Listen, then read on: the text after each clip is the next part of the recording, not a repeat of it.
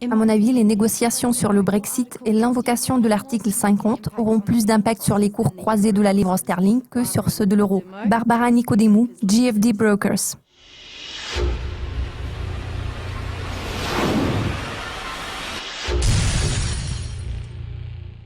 En juin, les exportations australiennes ont chuté d'1%, tandis que les importations ont progressé de 2%. Barbara, vous attendez-vous à une poursuite du déclin des exportations? Quels sont les autres développements possibles?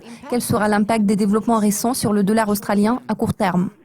L'Australie accuse un déficit commercial depuis 2012, à l'exception des 3 premiers mois de 2014. Cela est principalement attribuable à la forte baisse des exportations de matières premières, ainsi qu'à l'augmentation de la valeur des importations en raison de la dépréciation du dollar australien.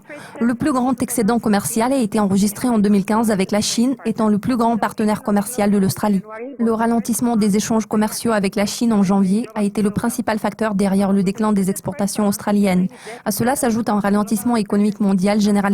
Tout porte à croire que la balance commerciale restera déficitaire en raison de l'incertitude persistante qui plane sur les marchés financiers et freine l'investissement à l'échelle mondiale. La baisse des volumes des échanges commerciaux ne devrait pas avoir beaucoup d'impact à court terme. Techniquement, l'euro suit une tendance à la hausse par rapport au dollar australien depuis quelques derniers mois.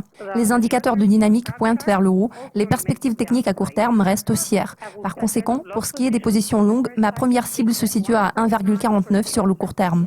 La RBA a coupé ses taux d'intérêt à un nouveau plus bas record d'1,5%.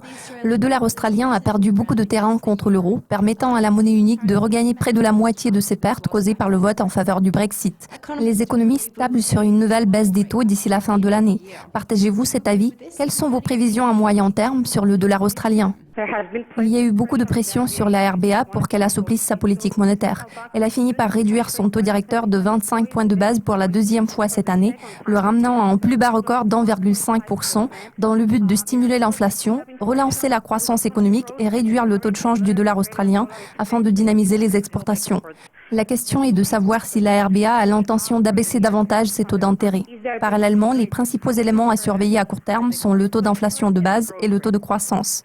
L'inflation de base, qui sert de point focal pour la RBA, a reculé à 1,6% à partir d'1,7%, s'établissant à son plus bas en 17 ans. Le taux d'inflation n'a eu de cesse de s'affaiblir pendant un certain temps, restant en dessous de la cible de 2,3%. Le taux de croissance est relativement faible. La croissance du revenu disponible net demeure négative depuis plusieurs années.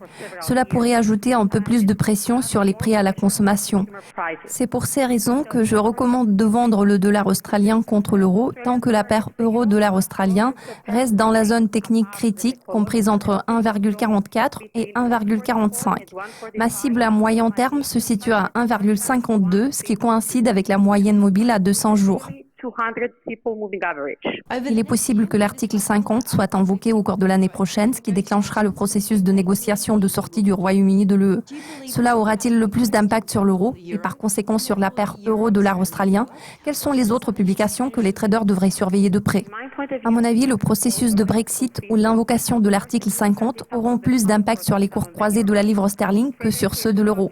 Les traders vont probablement éviter la livre sterling en allant de l'avant, car il est considéré comme étant un actifs risqués.